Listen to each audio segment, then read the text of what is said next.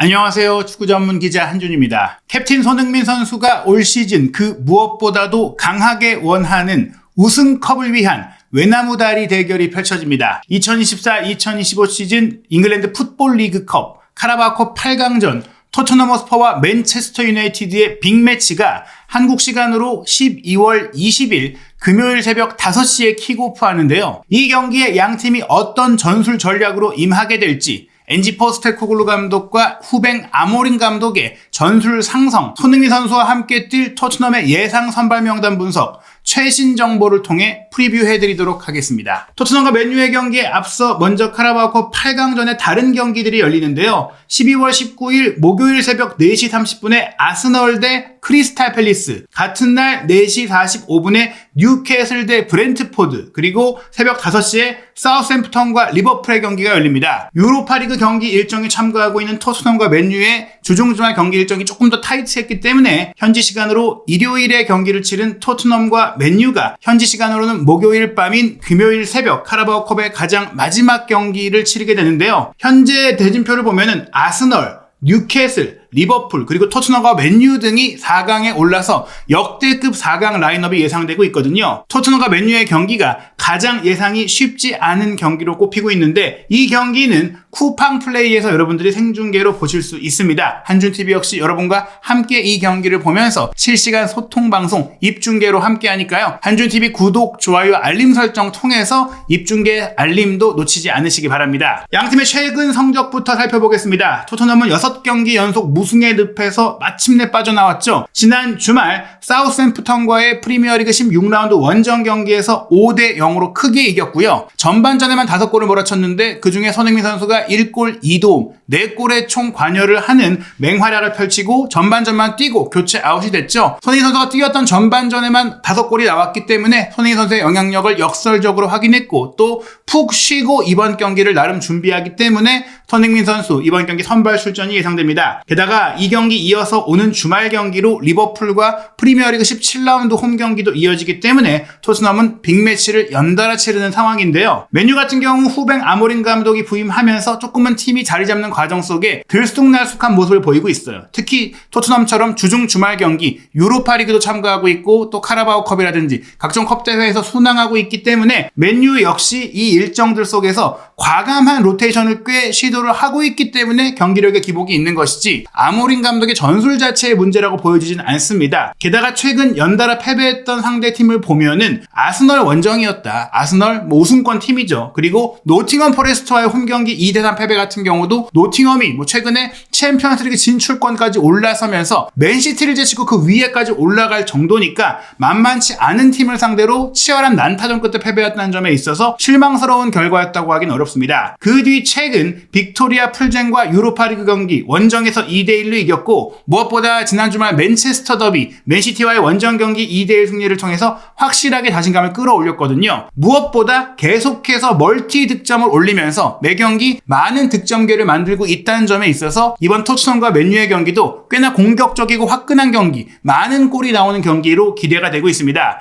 맨유도 오는 주말에 본머스, 만만치 않은 팀과 프리미어리그 경기를 치르는 만큼 양팀 모두 이 치열한 일정 속에서 매 경기 숨막히는 시간을 보내고 있는데요. 아모린 감독이 부임해 치른 첫 경기는 입스위치 타운과의 원정 경기였어요. 토트넘이 홈에서 입스위치 타운을 상대로 0대1로 패배했었는데, 아모린 감독도 기대 속에 부임을 한 가운데 리드 판니스텔리 임시감독 체제에서 무패를 이어왔고, 또 파옥이라든지 레스터시티와의 경기 대량 득점 승리를 거두는 상황 속에서 입스위치와 1대1로 비겼던 것은 조금 아쉬운 출발이긴 했습니다. 그러나 보데글림트를 상대로 했던 유로파리그 3대2 승리, 그리고 에버튼과 프리미어리그 홈 경기 4대0 승리로 안정적인 출발을 보였고요. 그 뒤에 아스널, 노팅엄의 연속 패배를 당하면서 조금 위기론이 일긴 했지만 빅토리아 풀젠전, 맨시티전, 특히 이 맨시티와의 경기 승리를 통해서 아모린 감독은 확실하게 홈팬들의 지지를 얻고 있죠. 무엇보다 맨시티와의 경기에서는 그동안 핵심 공격수로 활약해왔던 가르나초와 레시포드에 대해서 훈련 태도 문제를 지적하면서 아예 경기 명단까지 제외를 하면서 선발 제외뿐만이 아닌 경기장에 스쿼드조차 포함시키지 않으면서 과감한 선수단 관리 모습을 보여주고 있는데요. 이번 토트넘과의 경기는 이 선수들이 복귀할 거라는 전망이 나오고 있는 가운데 맨체스터 더비에 뛰지 못한 이 두 선수가 어떤 자극을 받고 또 어떤 모습을 보일지에 대해서도 주목이 되고 있습니다. 에릭 테나 감독 체제에서 토트넘이 맨유를 상대로 원정 가서 3대0으로 크게 이겼었는데 아모린 감독이 부임하면서 완전히 전술적으로 다른 팀이 됐죠. 해리 맥과이어도 최근 인터뷰에서 우리는 새롭게 출발하고 있는 팀이다라고 얘기할 정도로 이전과 다른 면보인데요. 스포르팅 리스본 시절에 주 포메이션으로 삼았던 3-4-3 포메이션, 세밀하게 말씀드리면 3-4-2-1 포메이션으로 운영을 하고 있습니다. 오나나 골키퍼는 절대적인 주전이고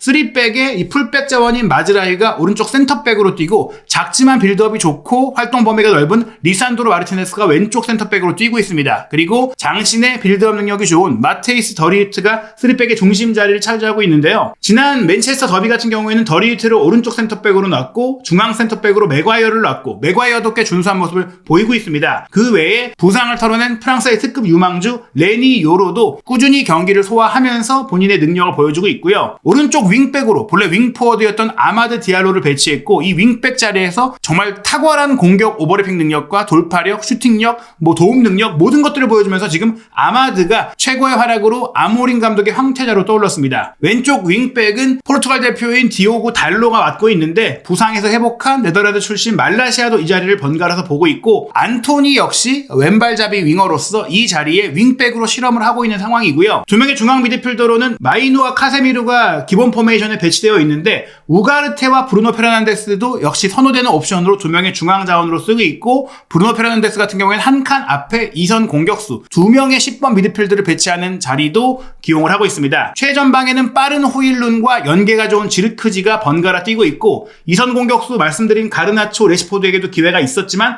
마운트나 또 아마드 디알로의 전진 배치나 여러 선수들을 또 번갈아 기용하고 있어요. 에릭센 선수가 조금은 기회가 제한되면서 올 시즌을 끝으로 확실히 맨유를 떠날 것으로 알려지고 있는데요. 올 시즌 맨유에서 역시 가장 큰 영향력을 발휘하고 있는 선수는 페널티킥을 전담하기도 하지만 또 날카로운 결정력과 도움 능력을 두루 갖춘 플레이메이커 브루노 페르난데스입니다. 올 시즌 프리미어리그 16경기 모두 출전해서 4득점 5도움을 기록하고 있고요. 레시포드가 부진 논란 속에도 그래도 4득점 1도움으로 팀 내 공동 최다골을 기록하고 있습니다. 가르나초도 3득점 1도움인데 레시포드와 가르나초는 말씀드린 대로 최근 전술적인 규율 문제를 겪으면서 주전에서 밀리는 형상이거든요. 카라바오컵을 통해 기회를 줄 거란 얘기가 있기 때문에 이 선수들이 독이 오른 모습으로 뛴다면 역시 무시할 수 없습니다. 조슈아 지르크지가 3득점 1도움이고 아마드 디알로가 2득점 6도움 그리고 호일룬이 2득점 카세미르와 더리흐트가 한 골씩을 기록을 하고 있는데요. 세트피스 상황에서 또 수비 자원들 더리흐트라든지 또 카세미르라든지 이런 선수들도 분명히 코너킥과 프리킥에서 헤더 슈팅 능력이 있는 선수들이고 또 아마드 디알로가 도움 능력뿐만 아니라 득점력도 뛰어나기 때문에 굉장히 많은 선수들이 다양한 패턴을 만들 수 있다는 것. 브루노의 영향력이 크긴 하지만 특정 선수에 크게 의존하지 않는 축구팀으로 나아가고 있다는 것은 주목할 만한 부분입니다. 특히 이번 시즌 맨유가 꽤 많은 이적 시장에서의 돈을 투자를 했었죠. 수비라인의 중심을 잡기 위해 더리히트를 4,500만 유로에 영입을 했고 또 레니 요로도 6,200만 유로에 영입, 지르크지에게도 4,250만 유로를 투자했고 우가르테 수비형 미드필드 영입에 5,000만 유로, 풀백과 센터백을 모두 소화할 수 있고 오른쪽 왼쪽이 모두 가능한 마즈라위에게도 1,500만 유로를 투자를 했습니다. 테나 감독 시절의 기록이 포함되어 있긴 하더라도 맨유의 기록상 장단점을 보시면 우선 선제골을 넣었을 경우에는 안정적으로 경기를 운영하는 측면이 있고 상대 지역에서 전방 압박으로 공을 잘 빼앗아내서 쇼트 카운터를 잘 전개하는 것도 장점입니다. 그리고 스루 패스를 통해 공격 기회를 창출하는 면 등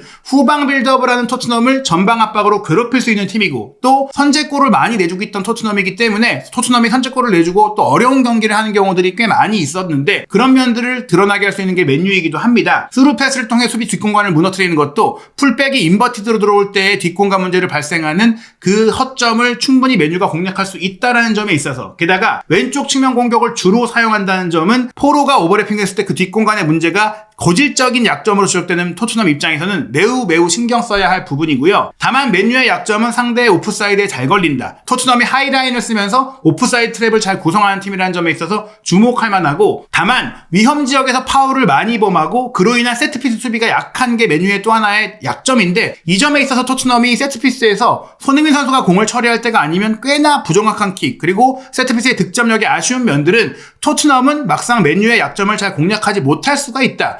그런 점들이 토트넘 입장에서는 우려되는 면이라고 할 수 있겠습니다. 최근 아모린 감독 체제의 맨유의 득점 패턴을 살펴보면요. 확실히 앞서 기록적으로 드러났던 전방 압박을 통한 기회 창출 의미 있는 장면이 지난 주말 경기에 있었어요. 아모린 감독 체제에서도 이런 전방 압박을 잘 구사하고 있고, 특히 지난 맨시티와의 경기 같은 경우에는 우측면 공격수로 전진 배치된 아마드가 정말 어마어마한 속도와 집중력과 체력을 보여주면서 경기 마지막 순간까지 압박해서 공을 따내고 페널티킥을 얻어내면서 극적인 역전승의 발판이 된 동점골의 이 기점 역할을 한 거예요. 아마드가 이 수비 라인의 백패스를, 골키퍼에게 향한 패스를 엄청난 속도로 따라가서 빼앗아 냈고, 그 다음에 골키퍼와 수비수가 각을 좁히며 따라왔을 때 결국 페널티킥을 얻어내는 현란한 발기술을 보여줬죠. 이렇게 얻어낸 페널티킥을 브루노 페르난데스가 88분에 성공을 시켰고요. 그리고 2분 뒤에 또 한 번 아마드의 속도가 빛을 발합니다. 왼쪽 센터백인 리산드로가 공을 잡고 넓게 경기장을 보고 있을 때 오른쪽 측면 공격수인 아마드가 슬금슬금 움직이더니 센터백과 센터백의 사이 공간, 후방에 3명의 수비를 배치한 맨시티의 왼쪽 센터백과 중앙 센터백 사이 공간으로 슬쩍 움직이더니 중앙 센터백과 오른쪽 센터백의 뒷공간으로 대각선으로 가로주르면서 움직이는 정말 천재적인 움직임을 가져갔고, 그 움직임에 맞춰서 오프사이드 탭에 걸리지 않는 타이밍에 리산드로의 패스가 딱 들어갔어요. 골키퍼와 센터백의 사이 공간으로 또 밀어뒀던 패스였는데, 이게 골키퍼가 잡기 위해 나왔을 때 아마드가 발을 뻗어서 발끝으로 이걸 또 트래핑하는 게 아니라 골키퍼 뒤로 공을 넘겨내고 거기서 가속하면서 공을 이어받았고, 그 뒤에 각이 좁은 상태가 이어졌는데 날카로운 슈팅으로 골문 안으로 공을 밀어넣으면서 역전골을 터뜨린 것이죠. 그야말로 현란한 기술과 판단력과 침착성까지 모두 보여줬던 아마드의 플레이였고, 또 리산드로의 왼발 롱패스의 능력까지 볼 수 있었던 좋은 장면입니다. 이런 수비 뒷공간을 노린 공격 작업은 토트넘 역시 충분히 내줄 수 있는 문제이고, 토트넘이 로메로와 반더벤이라는 빠른 센터백을 잃은 상황에서 이 뒷공간을 커버할 수 있을지에 대해 우려도 따르는 장면이라고 할 수 있겠죠. 특히 결국 우측 뒷공간이 무너졌던 장면이 페널티킥 상황이라든지 이 상황도 나왔는데, 포로가 제대로 뒤를 따라가지 못한 상황들, 또 브레넌 존슨이 수비 커버를 오른쪽에서 잘 못하는 상황들이 반복된다면 토트넘이 실점할 수 있는 상황이 충분히 나올 수 있습니다. 노팅엄을 상대로 패배했지만 두 골을 넣는 과정에서 아마드의 속도가 빛난 장면이 있었는데요. 61분 브루노가 왼쪽에서 오른쪽 뒷공간으로 빠져들어가는 아마드를 향해서 대각선 수루 패스를 보냈어요. 그 패스를 받은 아마드가 엄청난 속도로 문전 우측까지 들어갔는데 노팅엄 수비수들이 다 따라 내려왔지만 거기서도 여유있게 방향을 전환하면서 본인 쪽으로 수비를 몰아놓고, 또 호일룬이 문전으로 침투하면서 수비를 끌고 들어갔을 때 브루노 페르난데스가 기점 패스를 주고 함께 따라 올라가서 빈 공간을 확보했거든요. 여기서 브루노의 오른발 대각선 논스톱 슈팅이 터지면서 골문 구석을 찌르고 3대2 추격골을 넣었는데, 이처럼 대각선 패스, 수루 패스, 롱 패스를 통해 뒷공간을 무너뜨리는 작업, 특히 아마드가 상대 수비의 뒷공간을 털어내는 속도감, 이런 것들은 토트넘이 경기 내내 위협받을 수 있는 부분이라고 볼 수 있겠습니다. 다만 맨유가 실점한 상황들을 보면 역시 세트피스 상황이라든지 공중볼에 약한 모습들이 있었는데요. 맨시티와의 경기도 37분에 선제골을 내줄 때 더브라이너가 짧게 내준 코너킥을 다시 이어받아서 꺾어 올렸던 것을 그바르디올이 헤더 슈팅으로 연결할 때 수비 라인의 위치 선정과 반응력이 좋지 않았어요. 토트넘도 솔랑키의 머리, 드라구슨의 머리를 활용한 이런 고공공격 세트피스 상황을 잘 활용해야 하고요. 노팅엄과의 경기 전반 2분 만에 실점한 것도 코너킥 상황에서 밀렌코비치가 공격에 가담했을 때 헤더 슈팅을 제대로 대응하지 못했던 세트피스에서의 실점이었습니다. 토트넘도 세트피스 공격에 약한데 맨유도 같은 약점을 갖고 있기 때문에 토트넘이 세트피스를 잘 활용하고, 특히 드라구신이 세트피스에서의 공중볼 확보 능력과 득점력이 좋기 때문에 드라구신을 활용하는 전술, 또 솔랑키의 공중볼 확보 능력을 활용하는 준비가 필요하다고 볼 수 있고요. 또 하나, 토트넘도 맨유처럼 전방 압박이 좋은데 맨유도 후방에서 공을 풀어가다가 최근 새로운 빌드업 구조를 적응하고 있는 과정이기 때문에 실수가 자주 나오고 있어요. 노팅엄이 전방 압박으로 또 골을 넣었던 장면들이 있거든요. 후반 2분이었죠. 47분이었는데 허드슨 오도이가 맨유 선수들이 측면에서 빌드업을 주고받는 순간에 패스가 한번 딱 미끄러지자 빠르게 착단하고 확보한 다음에 중앙에 있는 모건 깁스화이트에게 내주고, 모건 깁스화이트가 벼락같은 중거리 슈팅으로 골을 성공시키며 2대1로 앞서가는 상황을 만들었었거든요. 토트넘 선수들도 중거리 슈팅 능력이 좋은 선수들이 많습니다. 손흥민 선수뿐 아니라 메디슨, 최근엔 사르, 이런 선수들의 슈팅이 뻥뻥 터지고 있는데, 토트넘이 공격 기회가 왔을 때 이런 전방 압박에 이어서 너무 만들려고 하고 너무 컷백 쪽으로 가지 말고 빠른 타이밍에 슈팅을 때려서 굴절되거나 혹은 오나나 골키퍼의 실책을 유발할 수도 있다, 이런 생각도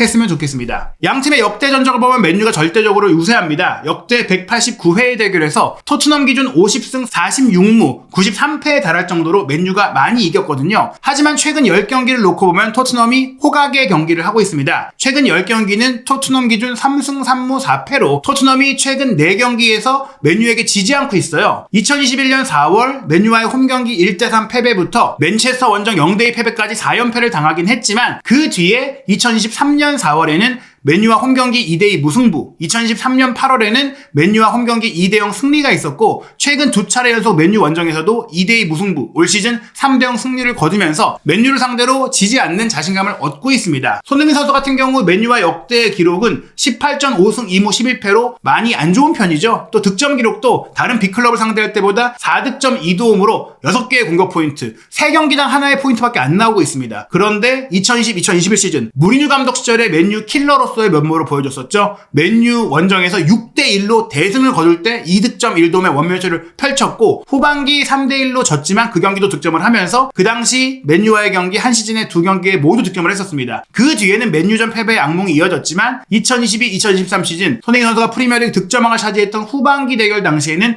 2대2로 비기는 과정에 결정적인 득점을 올리기도 했습니다. 최근 맨유를 상대로 한 2경기는 손흥민 선수가 아시안컵 차출, 부상 등의 이유로 경기에 뛰지 못했었는데요. 오랜만에 맨유와 경기에 나서는 손흥민 선수가 이번 맨유전에는 어떤 모습을 보여줄지도 관심이 모이고 있습니다. 양팀의 부상 선수 현황을 보면은 토트넘에 정말 많은 선수가 다치고 있죠. 또 벤탄쿠르의 징계가 이번 경기도 이어지게 되는데요. 우도기 선수가 사우샘프턴과의 경기에 또 부상, 근육의 문제를 느끼면서 교체된 것이 좀 우려되는 상황인데 그래도 큰 부상인 게 아니라 예방 차원이었다고 하기 때문에 맨유전에 출전 가능성은 남아있습니다. 맨유 같은 경우도 루크쇼 선수의 장기 부상이 또 한 번 재발이 됐고 마운트가 또 맨체스터 더비에 또 다쳤고 에반스, 마즈라이 등 수비 라인의 부상 자원들이 있는데 마즈라이 같은 경우에는 출전 가능성이 아직 남아있는 상황입니다. 또한 토트넘은 지난 사우샘프턴과의 경기에 벤탄쿠르와 비수마가 모두 징계로 뛸 수 없었는데 비수마는 경고 누적으로 인한 징계였기 때문에 이번 경기는 다시 뛸 수 있게 돼서 선발로 뛸 것으로 예상이 됩니다. 후스쿼드닷컴은 손흥민, 솔랑키, 존슨의 3톱에 사르, 비수마, 쿨루세프키가 3미드를 구성한다. 우도기의 몸 상태가 불안정하기 때문에 스펜스, 드라고신, 그레이, 포로의 포백을 예상하고 있습니다. 맨유 같은 경우에 말씀드린 대로 로테이션을 많이 하는 팀이기 때문에 지난 맨체스터 시티와의 경기 선발로 뛰지 않았던 지르크지를 원톱으로 놓고 안토니와 브루노를 2선에 좌우 윙백으로 말라시아와 디알로 2명의 중앙 미드필드로 마이누와 카세미루 3백은 리산드로, 더리우트, 린델로프의 골문도 바인디르가 지킬 거라고 예상을 했거든요. 하지만 이 경기 저는 바인디르 골키퍼에게 기회를 줄 가능성도 있겠지만 결과가 매우 중요한 토트넘전이기 때문에 주전 오나나 골키퍼를 쓸 거라고 생각을 하고요. 또 마즈라이와 요로를 좌우 센터백으로 놓지 않을까. 말라시아, 아마드를 좌우 윙백으로 놓는 것은 맞겠지만 브루노와 우가르테를 2명의 중앙 미드필더로 놓고 어떻게 보면은 이제 자극을 줬던 레시퍼드와 가르나초에게